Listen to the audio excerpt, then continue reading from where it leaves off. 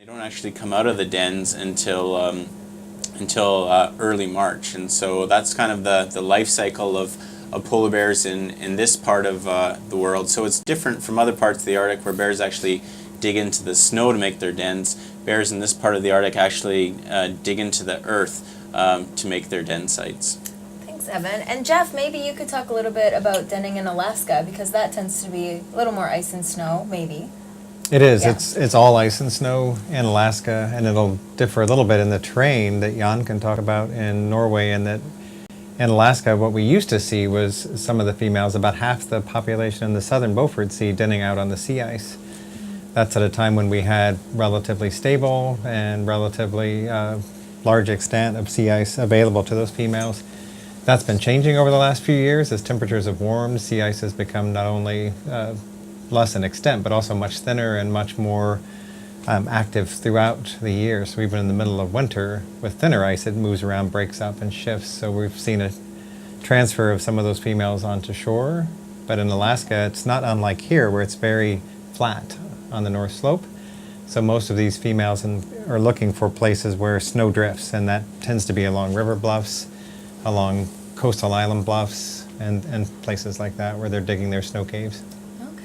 And Jan, in Norway, is the denning also flat, or is it more mountainous? In Svalbard, we have a lot of rough terrain, but it varies. So it's places in the east part of the archipelago. Okay. The terrain is places very, very rough. And what is good is that you have big flat plateaus on the top of the mountains that can accumulate a lot of snow. So when you have a bit of wind, you get big drifts of snow. But it doesn't snow a lot in Svalbard, so snow is still a limited resource. The ground is too hard to dig into, so they need to dig into the snow. And traditionally the best denning areas has been in the east, where it's also very nice for the bears when they get out in spring, because it's like good seal habitat for hunting. But unfortunately in later years, a couple of those very, very good traditional denning areas, they haven't had sea ice around at all. And what we see is that in bad ice years, where you have little sea ice in autumn, the females, pregnant females, they don't reach the islands. So then there are two possibilities. Either they skip denning, or they go somewhere else, and then maybe the most easy area for them to get to is in western Russian Arctic, further northeast. But that's quite a distance, and it could cost the bears quite a lot to have to walk extra distances if they think they could get to Svalbard but don't manage. The sea ice around Svalbard is not stable enough, so we haven't a single confirmed den ever in the sea ice. So very much unlike Alaska. All of them have to go on land, and there is a problem that a large fraction of the bears, they use the sea ice north of Svalbard a lot, and the distance from that sea ice, pack ice, and down to the islands is just increasing and increasing. So what we also have seen in later years is that some of the bears have been swimming long distances to get down to the islands. And we also know that swimming is quite a lot more costly than actually walking. So that's another challenge for the bears. And we've seen more swimming in Alaska too, is that right, off the southern Beaufort Sea? We've Yeah. been able to track several bears now with their GPS satellite collars that look like There you go. this, and learn more about that, what we think is a relatively new behavior. And one of the reasons we are pretty confident it's new, is we used to have sea ice. So Right. they just didn't have water to swim in. And now we're seeing bears swim, very long distances. So we are comparing and contrasting different populations today, but no matter where a polar bear is in the world, it really does need sea ice for long-term health and survival. And so maybe we'll take a question right now. Maybe Jeff, is the global population of polar bears getting smaller? And if so, why would people say that there are more polar bears than ever? I'll take the second part of the question Okay, sure. first, and then maybe I'll share too the first part. One of the reasons that we think people are reporting more polar bears is more of a change in their movements, or a change in their distribution. As that sea ice pulls back in many parts of the Arctic, more polar bears are spending more time on shore where they're visible by people. And so people are indeed seeing more bears, but that doesn't mean there are more bears actually in that area. They're just more visible to people. That makes sense. Yeah. Right. And another question, maybe Evan, I'll shoot it over to you. Is there a close bond between mother and cubs? Yes, there's a very close bond between female polar bears and their young.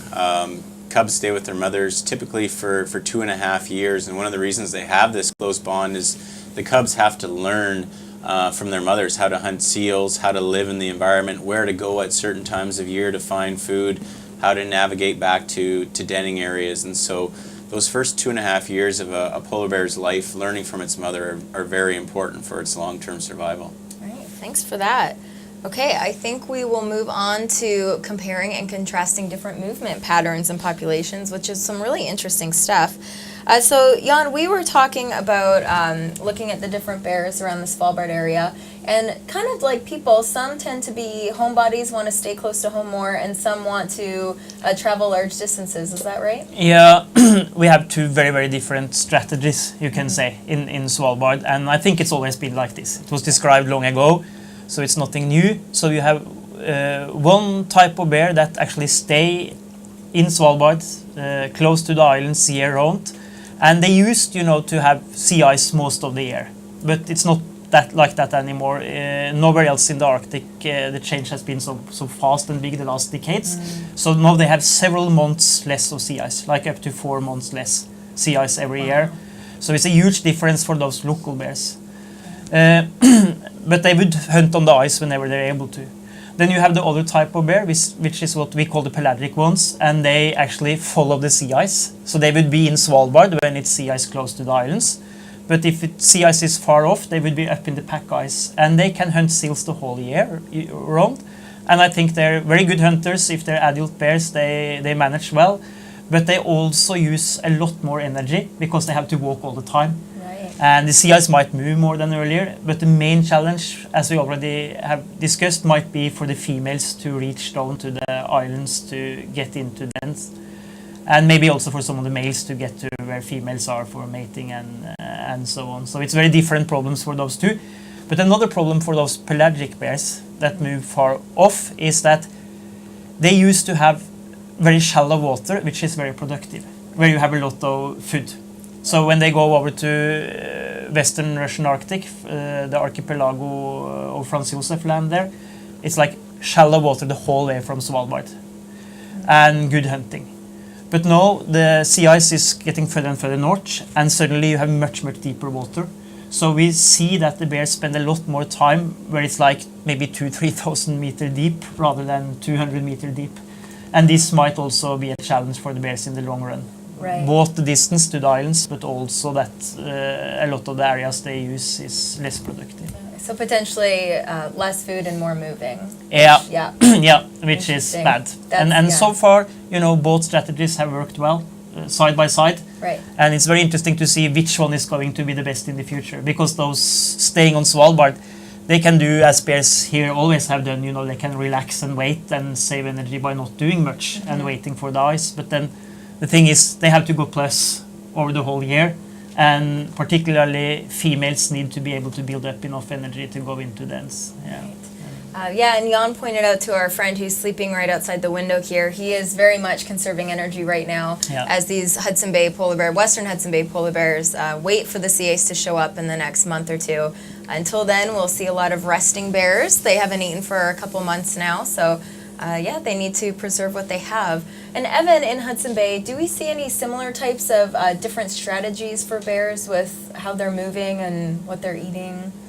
Yeah, I mean, like Elisa was saying, these bears are conserving energy, but as soon as the sea ice reforms here, even if it's only 10% sea ice cover, the bears will go back out on the bay and start to hunt seals, even when the ice is very thin. And we see kind of a migratory pattern to the north, and then the bears head east and go out into the bay and spread out. And a little bit different than in Norway and in some other parts of the Canadian Arctic, the bears kind of have typical home ranges that are on average around 300,000 square kilometers, so they wander pretty large areas and have fairly large home ranges, and so it's a little bit different. They don't have these alternative strategies that we see in other areas where bears will kind of go into small fjords and really have restricted areas of movement. Right.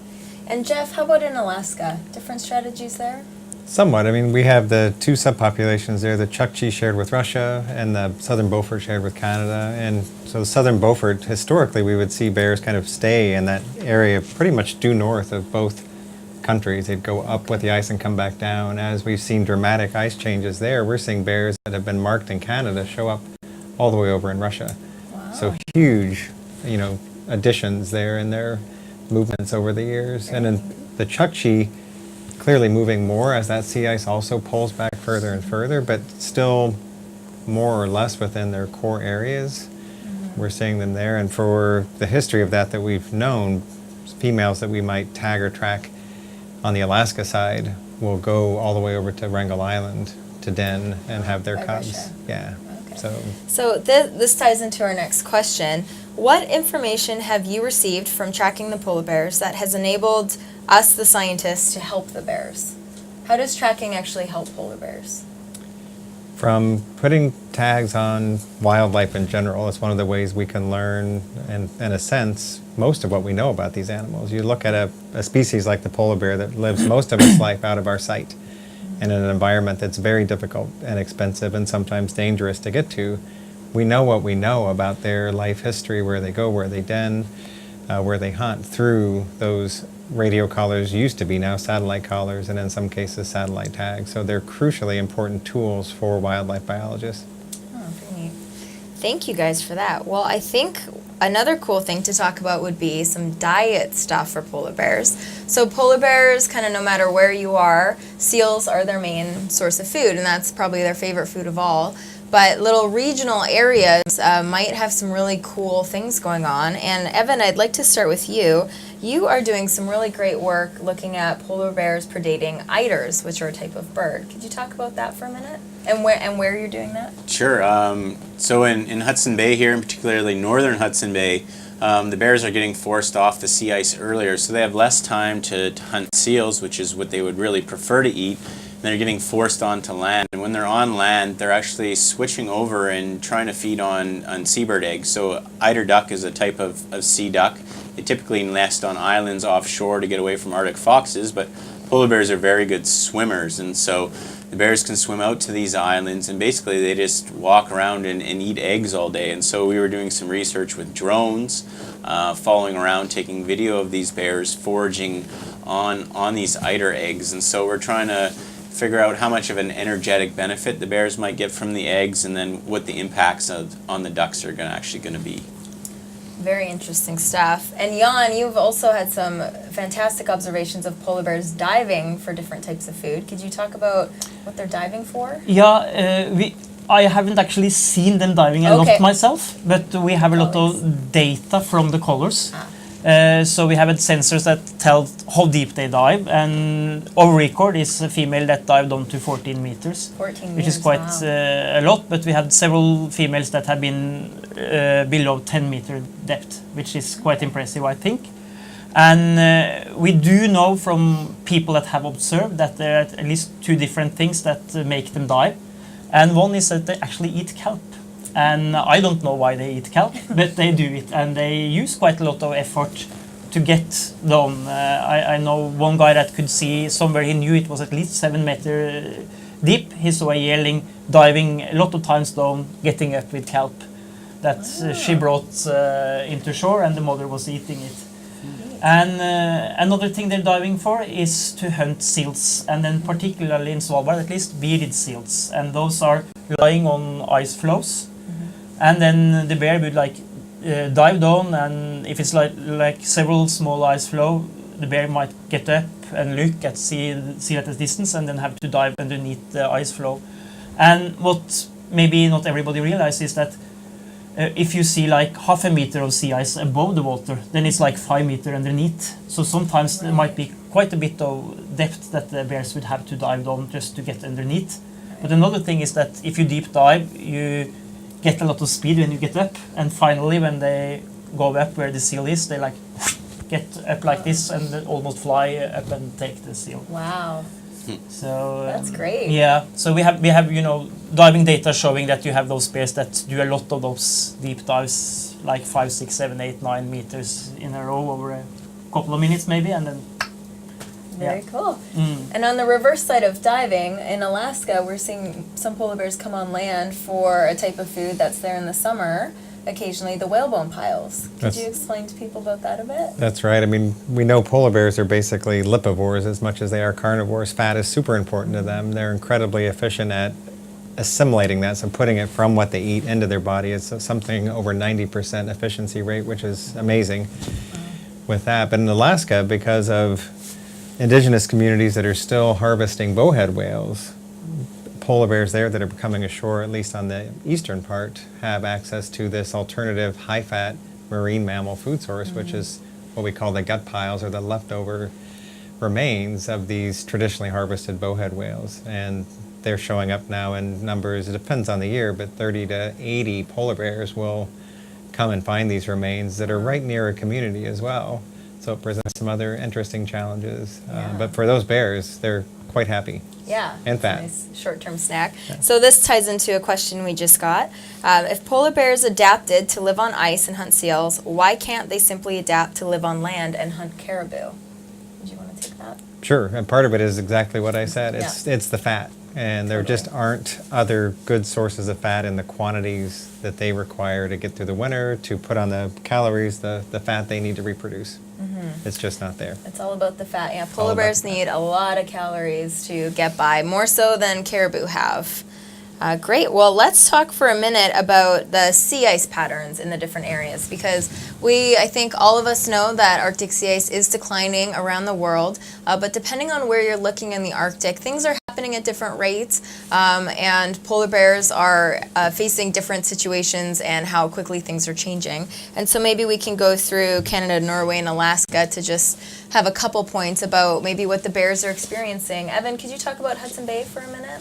Absolutely. So, I mean, one of the primary concerns with polar bears is climate change and how that's influencing sea ice around the world. Habitat loss is one of the primary threats to the conservation of the species. And so here in Hudson Bay, where we are on Buggy 1 today, we've seen long-term declines in the availability of sea ice. So the sea ice is melting approximately 3 weeks earlier every spring, and it's forming 3 weeks later every fall. And so what that means is bears have less time on the sea ice to hunt seals, and they spend more time on land fasting. And so that's why, we've been showing you pictures through our broadcast of bears, in the willows sitting around not really doing much. And what they're trying to do is conserve their energy.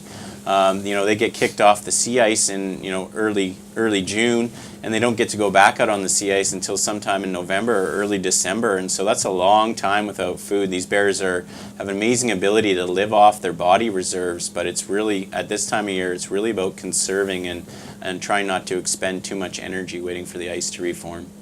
And we see that our friend outside is just kind of woken up and smelling the air, and even though he's awake, he's probably still going to keep conserving his energy and not run away too quickly here, so we'll keep an eye on him.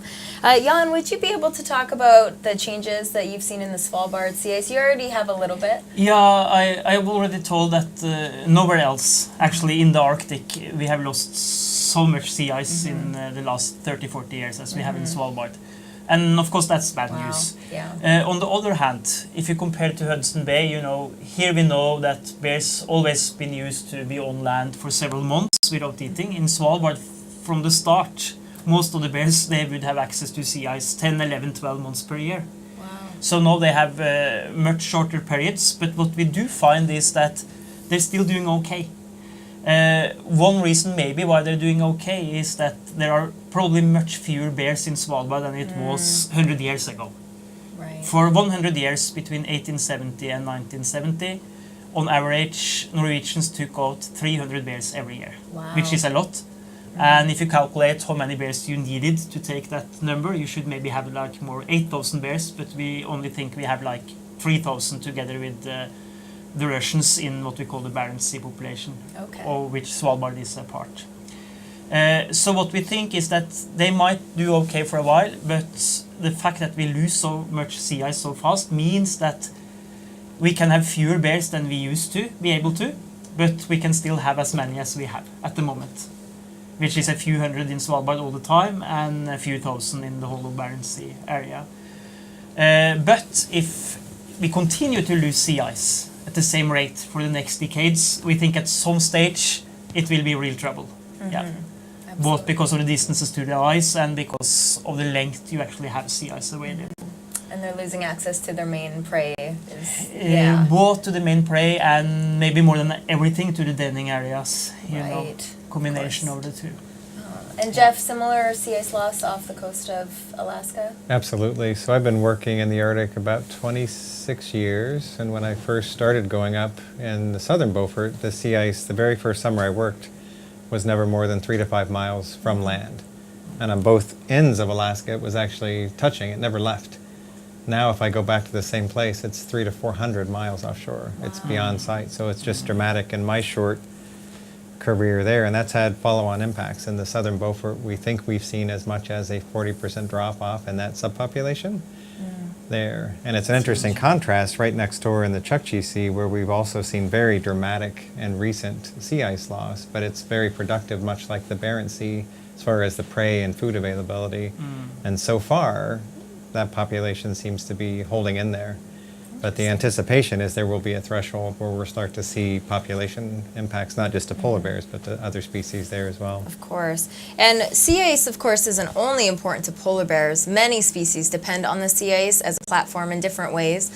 For example, seals and walrus need to rest on sea ice and even give birth on sea ice. But sea ice also forms the base of the food chain. It is to the ocean what soil is to the forest. All these little creatures grow in sea ice, you can see on this animation, and it's going to feed the food chain all the way up to the polar bear.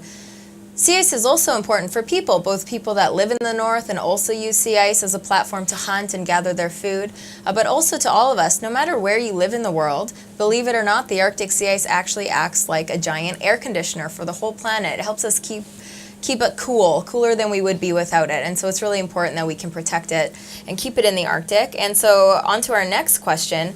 What would happen to the environment if polar bears do go extinct, and what can we do to help stop the extinction? Evan, do you want to start with that one? I mean, I think if polar bears go extinct, I think we're all sort of in big trouble. If we lose sea ice and glaciers melt around the world, we're going to see significant rise in sea level. That's going to influence not just animals but people around the world. We're going to lose huge biodiversity in the Arctic. Like Lisa was saying, it's not just polar bears. We're talking about a whole ecosystem that depends on sea ice, from the primary producers in that animation you just saw to fish to seals to bears. And so if the globe actually gets so warm that we actually lose polar bears, we're going to be threatening species at a global scale, and we're going to lose the Arctic marine environment and be threatening species around the planet. And Jeff, what can we do to help polar bears? There's a lot we can do, both individually and above that. And the big factor is, of course, warming from all of our burning of fossil fuels for energy. So we need to use less energy, be more efficient in our use of energy, and we need to use more renewable, clean sources of energy. So we can make personal choices that help that, and when we amplify that out, that grows in number, but we can also get engaged at a political level. And it depends on what country you live in and where you are as to how you can engage, but talking to local politicians, talking to your representatives, talking to your parents, talking to your friends about climate and solutions that range from riding your bike more, walking more, to also just using cleaner sources of energy less. Absolutely. Yeah. So no matter how old you are watching this or what grade you're in, there are definitely things you can do to help polar bears. Polar bears are such a cool type of animal to protect because we can all play a role just in our daily lives. All these good things we do that Jeff talked about are also good for polar bears just as they're good for us. So as you guys get older, you're going to have a lot of great decisions to make, and if those are good for the environment, then they'll be good for polar bears. And we also want to support you in that. So Polar Bears International has quite a few resources on our website, polarbearsinternational.org, and with your parents or your teachers, you can check out a lot of different ways to get involved with us throughout the year. One really cool thing is Project Polar Bear, so registration will be opening anytime now, and we will support groups of students from all over the world with a teacher leader to do a project in your school or community that helps lower carbon emissions, which is good for polar bears. And you can totally do whatever works for you, and you can go online and see examples that we've had, but you'll do this contest for a few months. We'll support you. We'll keep in touch, we give you materials, and then we have a winner at the end of April on Earth Day. And the winners do receive a small award, and it's just a lot of fun. And it helps polar bears. So check out some examples. One of our favorites was a school looked at their school bus route and were able to redesign the bus routes and actually take buses off the road and still transport the same number of kids. So stuff like that is so cool and so exciting. And we'd love for any of you to get involved. And there's other ways you can get involved too. And one of the fun ways right now is our Flatten a Nook project, if anyone else out there wants that. So I don't know, you can maybe see him against Jeff here. So you can go on our website, or maybe you have one of our magazines. But we've got this little polar bear that you can cut out. His name is Nanook. And, well, he's flat. And on his little message board here, you can write whatever you'd like. And we would love it if, with your parents' permission, you can email us, Flatten a Nook. There's information on our website. Take a photo of yourself with Flatten a Nook wherever in the world you travel, maybe at your school, maybe while you're doing something that's good for the environment. And on Polar Bear Day in February, we are going to do a giant collage and fun thing with all the Flatten a Nooks we received. And so maybe you would see your face as part of that. So that would be pretty exciting. Well, we're just going to take a couple more questions and then we're going to wrap up. So remember, questions at pbears.org or in the chat box on our Tundra Connections webpage there. So here's a nice question. Evan, maybe I'll start with you. When polar bears have their babies, what do their mothers eat? So when polar bears actually give birth to their cubs, they're inside dens, and so their mothers are living off the stored fat reserves. We talked a lot about the importance of fat for polar bears, and one of the most important things for adult females is that they get fat enough that they can go into the den, that they can have their cubs that are around 1 pound and 1.5 pounds, and that they can nurse those cubs in the den for almost 3 months. So when they actually leave the den, the cubs will be around 20 pounds. So they're only 1.5 pounds when they're born, but they grow to around 20 pounds before they leave the den.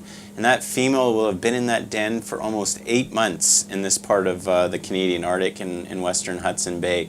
And so that's an amazing amount of time these adult females go without food, and it's one of the most amazing fasting endurance we see in any animal around the world. And so being able to do that is a really special, unique adaptation of polar bears. Thank you for that, Evan. Jan, what is your favorite part of your job when you're working with polar bears? It is the field work, you know, being out, because that's more exciting, I think, than sitting inside and looking at the data. So what we do when we work with polar bears is we're often based on a ship or in a small cabin or something, and it's great to be outside. And then we're flying helicopters and we are darting the bears, so you're shooting it with a rifle so it falls asleep. And then you get there down to the animals to be able to handle them and deal with them, and the whole nature, everything is very nice, and it's nice to be close to the bears. And sometimes they have small cubs and they are more or less tame, and it's nice. Yeah. That's very exciting. Yeah, it's a great line of work to be in if anyone is interested in doing this sort of thing. And Jeff, how do you stay hopeful for polar bears?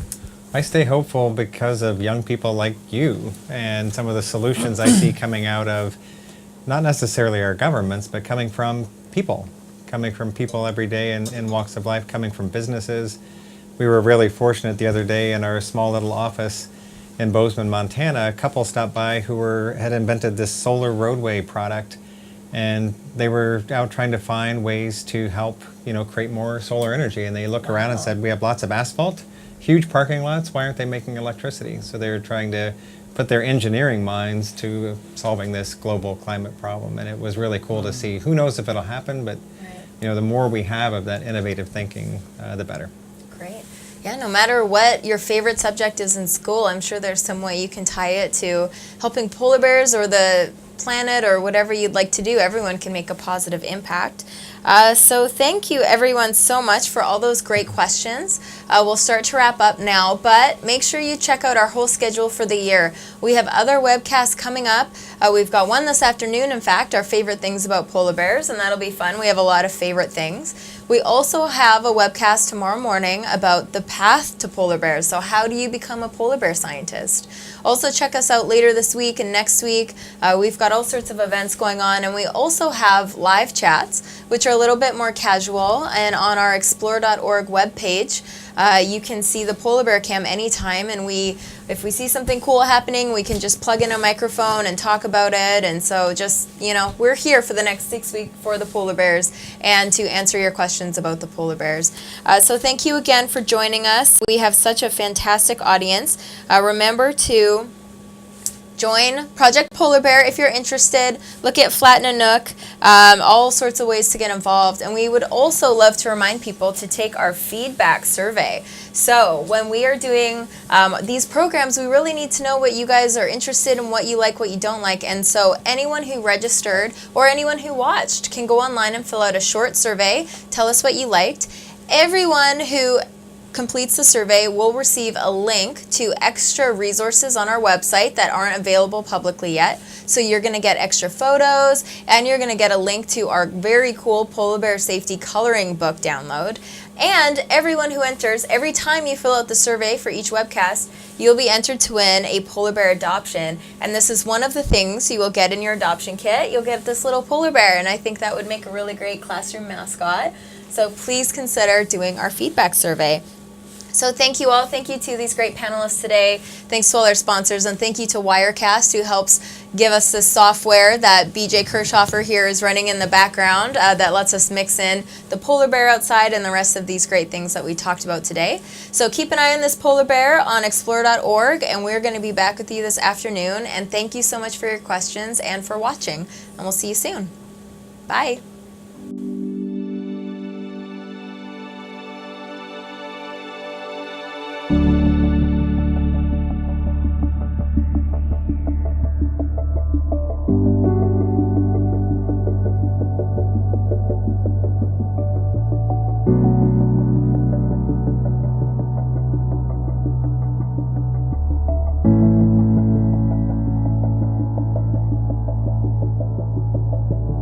you